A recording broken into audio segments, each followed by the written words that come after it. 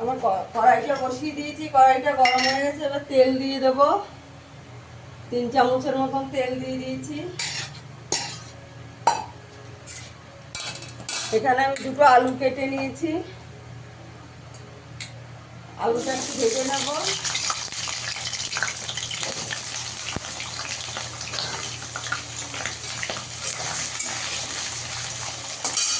আলুটা ওলটা একসঙ্গে একটু ভেজে নেব।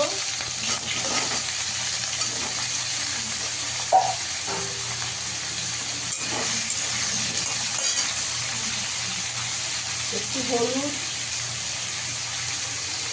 একটু নুন দিয়ে ভেজে নেব।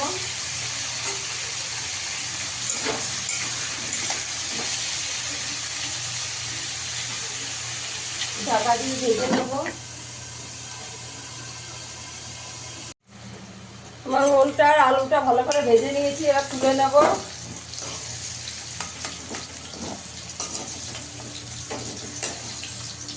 ভালো করে ভাজা হয়ে গেছে, এবার তুলে নেব।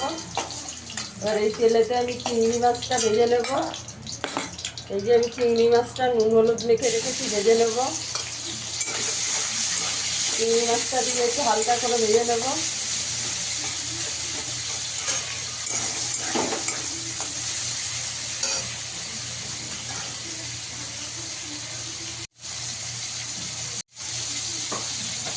চিংড়ি মাছটাও ভাজা হয়ে গেছে, তুলে নেবো। চিংড়ি মাছ বেশি ভাজবো না, শক্ত হয়ে যাবে। একটু তেল দিয়ে দেবো, আর 2 চামচ তেল দিয়ে দেবো। এখানে আমি 2টো তেজপাতা, 2টো শুকনো লঙ্কা ফোড়ন দিয়ে দেবো। এখানে গোটা জিরে ফোড়ন দেবো। ফোড়নটা দিয়ে সুন্দর গন্ধ বেরোলে এখানে আমি একটা পেঁয়াজ কুচিয়ে রেখেছি, দিয়ে দেবো। বড় সাইজের একটা পেঁয়াজ কুচিয়ে রেখেছি।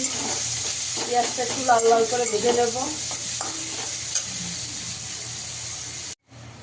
পেঁয়াজটা আমার দেখি লাল লাল করে ভাজা হয়ে গেছে। একটা টমেটো কুচিয়ে রেখেছি, টমেটোটা দিয়ে দেব।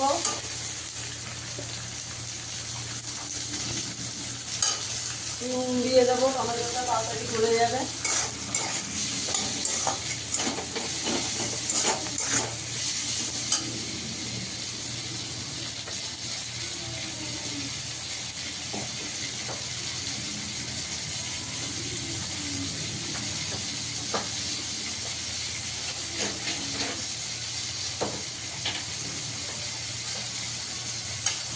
তাহলে আমি 1 চামচ আদা রসুন বাটা দিয়ে দেবো।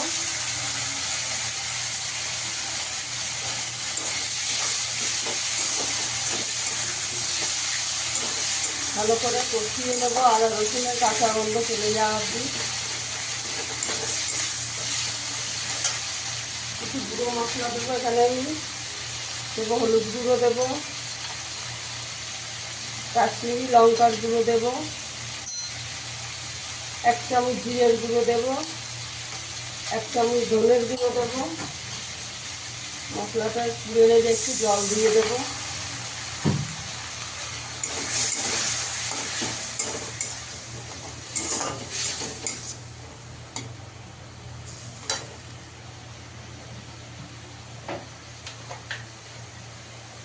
চামচ ঝাল লঙ্কার গুঁড়ো দিয়ে দেবো। দিয়ে মশলাটা ভালো করে আমি কষিয়ে নেব।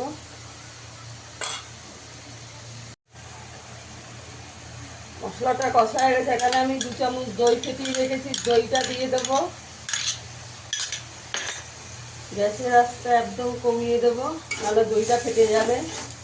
দইটা দিয়ে একটু ভালো করে কষিয়ে নেব।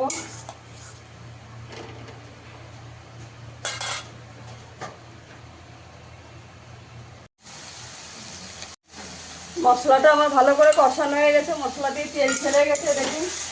এবার আমি ওল আলু চিংড়ি মাছ একসঙ্গে ভেজে রেখেছি, সেটা দিয়ে দেবো।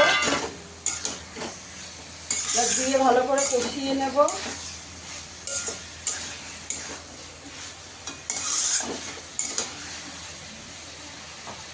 ঢাকা দিয়ে দেবো, একটু ঢাকা দিয়ে দিয়ে কষিয়ে নেবো।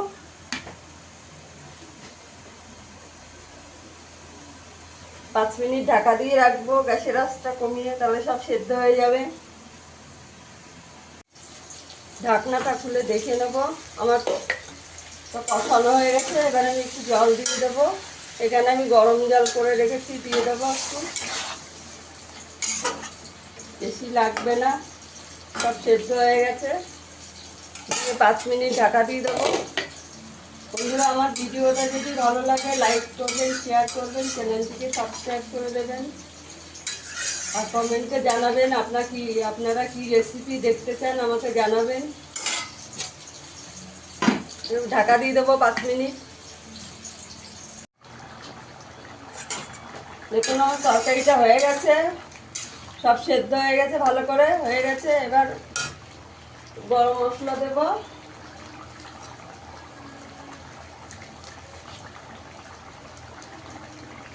একটু ঘি দেবো,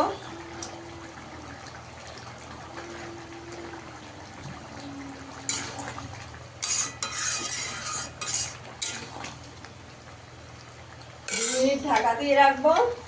তারপর আমি সার্ভ করে দেখাচ্ছি। দেখুন বন্ধুরা, আমার চিংড়ির রেসিপিটা হয়ে গেছে।